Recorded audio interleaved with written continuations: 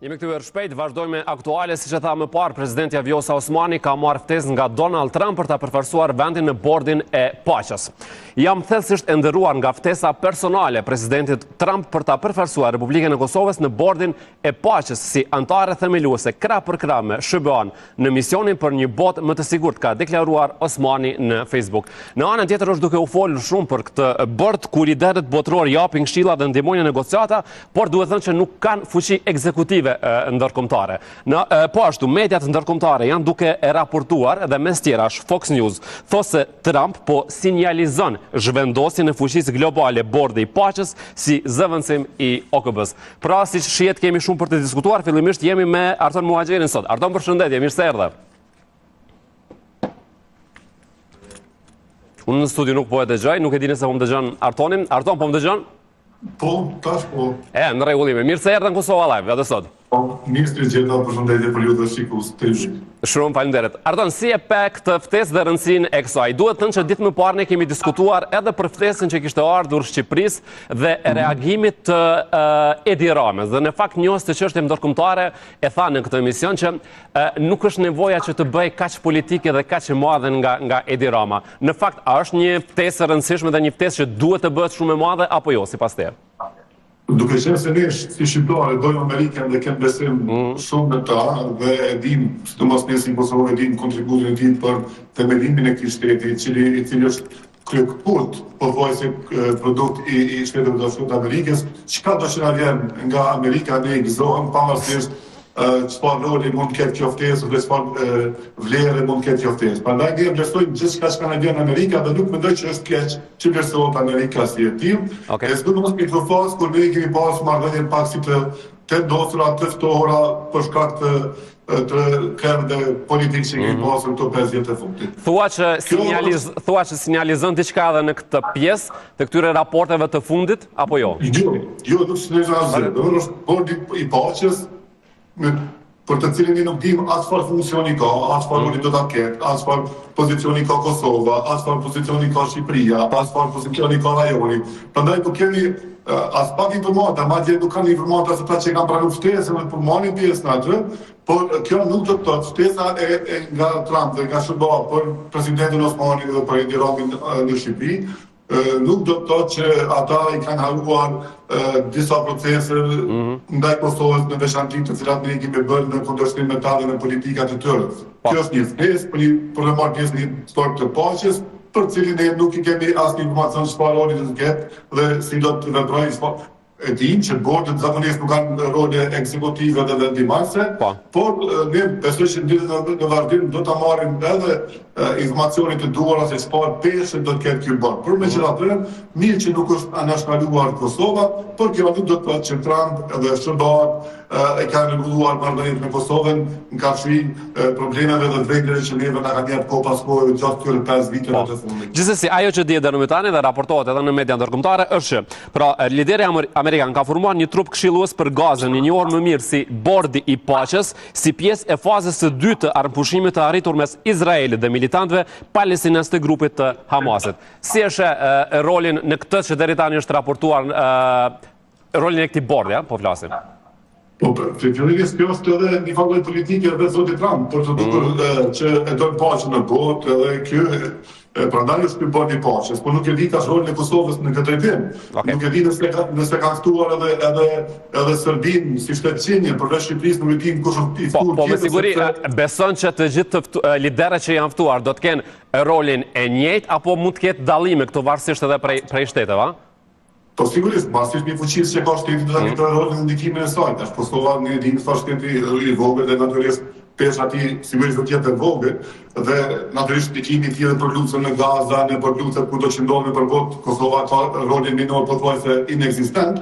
Por megjithatë, vetë emri i tij si bordi i paqes le të kuptohet që Trumpi e don paqen dhe është duke punuar për paqe dhe ndaljen të gjitha konflikteve dhe luftave e eventuale për botë. Ndonse ne jemi dëshmitar që pas kohë dhe në deklaratat e Trumpit në raportet në intervistat e tij ka përmendur edhe që Kosovës kohëve të fundit e ka shmangur një konflikt me Serbinë dhe kjo është kjo që ky bord ka çat funksion si duket që vendet që janë konfliktuar me tjetër për të bërë bashkë një bord të paqes. Tani po më intereson, ti po flet pak me skepticizëm për këtë dëshirën dhe vullnetin e Trumpit për paqe, apo më shumë është politik? Si është atë? Unë më shumë është si politikë, se sa që mund të ketë një efekt. Pavarësisht që vjen nga vetë Trumpi, nga dora ti, shtetat të lëshuar nga ai, shtetet për mbjell ai, por jo gjithmonë shtetet mund të dëgjojnë Trumpin dhe ne jemi të shmitatë e asaj çka po ndodh. Ai deklaron për një vend që ka në pushim ndërkohë që lufta vazhdon. Pra, më shumë është politike se sa që do të ketë një efekt qendror për të krijuar paqen në botë. Sepse se cili shtetë i ka interesat e veta dhe ko paskohet nuk e dëgjon si çfarë do Trumpi. Po, një gjë duhet pranuar që nga ardhja i ka lëkundur gurët, ka pasur, le ta themi, shumë zhvillime dhe ka pas një mos reati gjithandej, le ta themi, atje të shteteve shumë të fuqishme. Unë dua Trumpi pikërisht për shkak që është lider karizmatik dhe Trump nuk pyet shumë, edhe mandatin e parë ka bërë disa lëvizje të rëndësishme për paqen në botë. Gjithashtu, edhe në mandatin e dytë nuk është që po ju pyet shumë letrat shteteve të caktuara të cilat ko paskohet tim të shojnë kry dhe thirrje me suverenitetin e tyre. Dhe kjo për këtë arsye mund të qëndrohemi, por megjithatë ky bord me qenë se kemi shumë pak informacione se çfarë do të ketë roli, ne mund të themi që kryesisht mund të jetë bord për arsye politike, të cilat ku paskohet Trumpi i ka shpërfaqur në opinionin publik që ai dëshiron paqen në botë dhe po i ndon luftësat gjithandej nëpër botë. Ky besoj që është funksioni. Unë besoj që mund të jetë ndoshta edhe një organ për të bërë konkurrencë ndonjë organizate tjetër në kombëtar. Dalemi këtu se natyrisht pyetja e radhës ishte për këtë. Unë lexova edhe më herët që Fox News thotë që realisht po paralajmërohet një lloj zëvendësimi i këtij bordi me OKB-n. A mund të ndodhë? Në fakt, ka mundësi që kjo përpjekja ati, por duke filluar fillimisht i bord si diçka jo ekzekutive, por gjasa për me ndodhë besoj që janë të vogla, për shkak përbërjes që e ka OKB-ja, por Trumpi natyrisht i lëviz gurt nuk i lën rahat dhe ai vazhdon tutje me ndjeka gjenet e veta sipas politika ose fiksimi që e ka vendosur në kokën e tij dhe ka mundësi që prandaj e thash paraprakisht që kjo mund të jetë një nga arsyeve që një herë fillosin bordi paqes ma vonë. Ku janë interesat e Trumpit nëse kjo është diçka praktike dhe nëse është ky qëllimi? Ku janë interesat e Trumpit në këtë? Pa që Amerika po, natyrisht, do të të shpajnë interese, dhe ai dëshiron të tërgosë për fuqi. Edhe në mënyrë për të treguar fuqinë dhe pushtetin e tij në botës, pikërisht kjo kur krijon mekanizma, organe kur ai e don ndikimin e plotë mbi to. Ka organe ndaj të cilave nuk ka ndikim dhe natyrisht ai do të dëshiron ta shpijë ndikimin sa më maksimal kudo që mundet nëpër botë. Dhe ato është duke bërë në vazhdimsi Trumpi. Më la përshtypje kjo reagimi jo të paj. Do me thonë që nën kupton, po flasim për Amerikë, kështu që interesat dihet. Gjithsesi është dihet, superfuqia dihet, por sa më shumë që e shkrin ndikimin në përbot as me fuqi shënia, dhe nuk po themi që ai nuk janë të fuqishëm, por dëshira për të kontrolluar këtë rendin e tij botror është e dukshme të Trumpi. Pat një reagim edhe nga Edi Rama, e uroj presidentën, por edhe Kosovën për këtë ftesë, i cili në fakt gjithmonë në këto zhvillimet që kanë presidentën, le të themi kryefjalë dhe në mesë, si protagoniste, është i gatshëm për të uruar, për të reaguar Rama. Apo bëm politik Rama apo si? Po, natyrisht, Rama e ka këtë rol të politik bërjes në vazhdimsi, edhe raport me Kosovë, raport me Shqipërinë, raport me rajonin, sepse Rama dëshiron të duket si një mini Trump në këtë rajonin ballkanik. Edhe sigurisht merr një roli që i uron të gjithë për gjithçka dhe i uron të gjithë për gjithçka dhe i kritikon të gjithë për gjithçka. Do të thonë roli i Ramës është tipik i një leadershipit të tij që e ka në vazhdimsi dhe e ushtron si ndikim. Po, gjithsesi tek fundit në shqiptar dhe natyrisht le të them që presidenti Osmani do duhet ta uronte për ftesën që ka marrë nga absolutisht po, dhe nuk është që po bëjmë ne ndonjë dallim ose ndonjë thjesht reagimi tim. Kjo ftesë mund të vinte edhe Kurtit? Apo jo?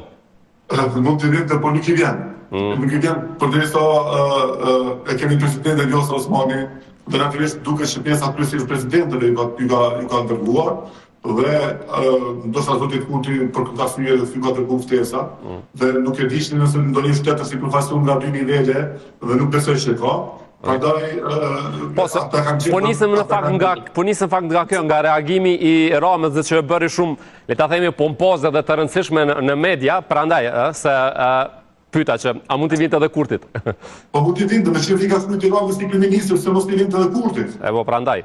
Ka mund t'i vinte, por që Kurti ka koqe, realisht nuk është që ka mërdhëjët për fëmijën në botë në Shtetet e Bashkuara të Amerikës. Ka kohë që ata japin brejqe po paskuar.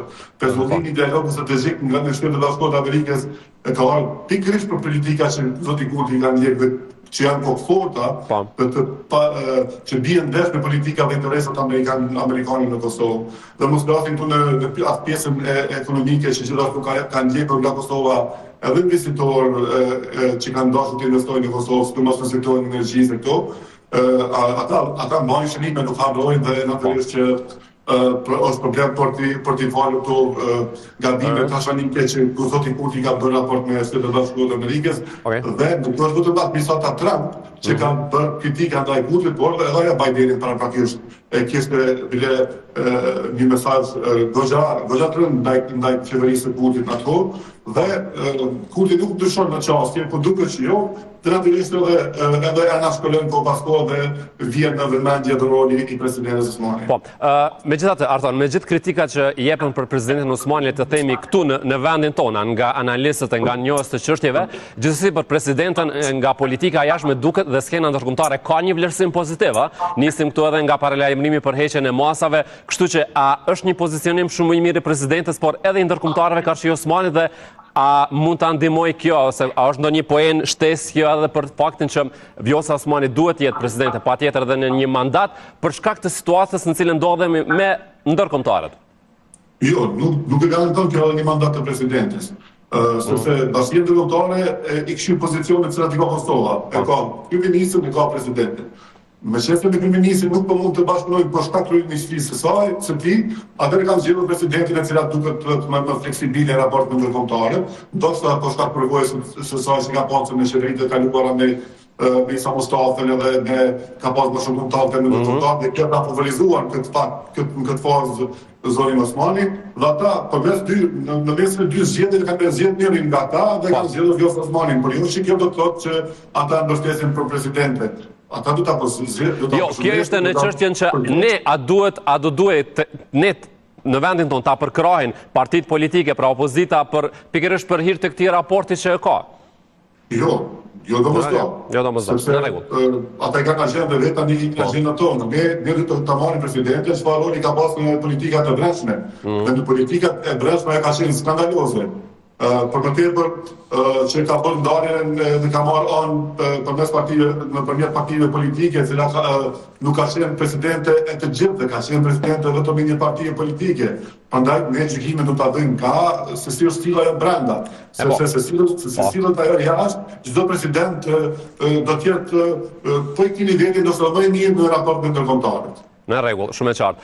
Unë falenderoj sot për këto detaje dhe për këtë analizë tënde sa i përket edhe kësaj ftese, por edhe në përgjithësi raporteve me ndërkombëtarët. Faleminderit shumë Arton. Faleminderit juve, respekt shumë. Faleminderit shumë, gjithashtu. Kemi prapë një ndërprerje tjetër në Kosova Live, kemi shumë tema të tjera, do të kemi sot diçka nga Spitali Amerikan, do të kemi diçka nga sociale, natyrisht nuk mungoj temat, kështu që keni shumë arsye për të qëndruar me ne. Jemi drejt përtej si zakonisht edhe në YouTube dhe të gjitha videot i gjeni gjithandaj në rrjetet tona sociale, në Facebook të 7 videos, më pas në Instagram, TikTok e kështu me radhë. Takohemi pas pak.